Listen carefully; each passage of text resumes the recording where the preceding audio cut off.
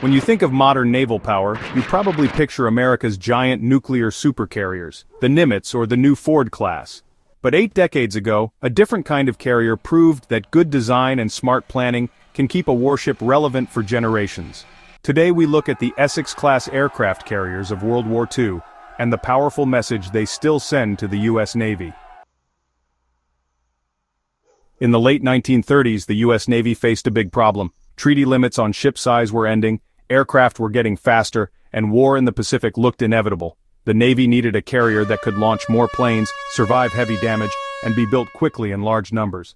The result was the Essex-Class, a design larger than its Yorktown-class predecessors, with wider flight decks, stronger elevators, and improved internal protection for aviation fuel and ammunition.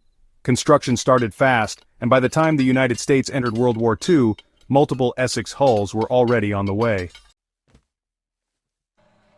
Several features made these carriers stand out. First, high sortie rates. The deck-edge elevator and spacious hangars allowed crews to launch and recover aircraft rapidly, keeping pressure on the enemy day and night.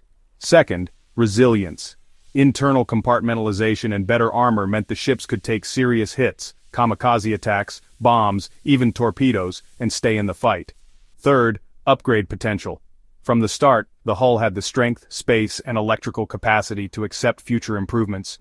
That foresight would become crucial after the war. During World War II, Essex carriers spearheaded operations across the Pacific, the Marianas, Leyte Gulf, Okinawa, and many more. But their story didn't end with Japan's surrender.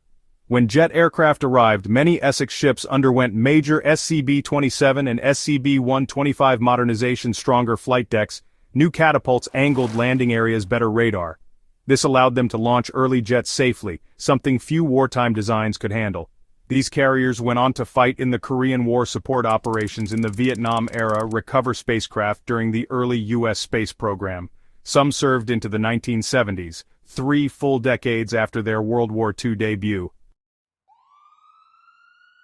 Not every Essex remained a frontline strike carrier. Several were reconfigured for anti-submarine warfare, amphibious assault with helicopters, or training missions. Instead of retiring them, the Navy repurposed them, getting maximum value from every hull. So what message do these 80-year-old carriers send to the modern U.S. Navy? Well, first, design for adaptability. The Essex-Class was built with margin, extra space, power capacity, and structural strength. That allowed repeated upgrades and new technologies without starting from scratch. Second, balance protection with capacity. Instead of heavy armor that limited aircraft numbers, the designers focused on smart internal protection and efficient damage control. The ships could both survive hits and launch large air groups, an ideal combination. Third, plan for multiple missions. Because the ships weren't tied to a single role, they stayed useful as warfare changed. From propeller planes to jets, from strike operations to anti-submarine and training duties, and finally, think beyond one conflict. Essex carriers were meant for World War II, yet they served through Korea, Vietnam, and the space age. Modern warships, especially today's multi-billion-dollar supercarriers, should be built with a similar eye toward decades of change. Of course, Essex carriers weren't perfect. As jets grew larger and heavier, even upgraded decks reached their limits.